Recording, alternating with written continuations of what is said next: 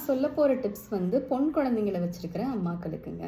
ஆமாம், நம்ம வந்து சின்ன வயசில் இருக்கும்போது நம்மளோட அம்மாவும் சரி, நம்மளோட பாட்டியும் சரி நமக்கு கண்டிப்பாக இதை செஞ்சு கொடுத்துருப்பாங்க, நம்ம சாப்பிட்ருப்போம். பட் இப்போ நம்மளோட அடுத்த ஜென்ரேஷனுக்கு நம்ம செஞ்சு தரமா அப்படின்னா ஒரு பெரிய கேள்விக்குறியாக தான் இருக்குது. ஏன்னா எல்லாருமே பிஸி மாம்ஸ் ஆகிட்டோம். ஸோ நீங்கள் மறந்து போன ஒரு விஷயத்தை ஞாபகப்படுத்துகிற வீடியோவாக கூட இது இருக்கலாம். ஆக்சுவலாக பார்த்தீங்க அப்படின்னா உளுந்து உருண்டை இது யாரெல்லாம் வந்து சாப்பிட்ருக்கீங்க அப்படின்னு சொல்லுங்கள். அதுலேயும் இன்னும் கொஞ்சம் எக்ஸ்ட்ரா வேல்யூ ஆட் பண்ணி நம்ம குழந்தைங்களுக்கு கொடுக்கும்போது அவங்க வந்து அந்த நாள் ஃபுல்லாக எனர்ஜெட்டிக்காக இருப்பாங்க. அவங்களுக்கு தேவையான சத்து எல்லாமே அந்த ஒரு ஸ்நாக்லேயே கிடச்சிடும். அது எப்படி ப்ரிப்பேர் பண்ணுறது அப்படின்ற ஹிண்ட் மட்டும் சொல்கிறேன், என்னென்ன ப்ராடக்ட்னு சொல்லிட்டு. ஃபுல் ரெசிபி வேணும்னா நீங்கள் ரெசிபின்னு சொல்லி கமெண்ட் பண்ணுங்கள்.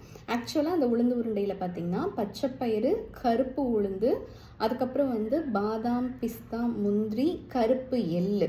ஸோ இந்த பொருள் எல்லாமே போட்டு நல்லா வந்து ட்ரை ரோஸ்ட் பண்ணி எடுத்துகிட்டு அதில் வேணும்னா நீங்கள் வேர்க்கடலை சேர்த்துக்கலாம், அதுக்கப்புறம் பொட்டுக்கடலை சேர்த்துக்கலாம்.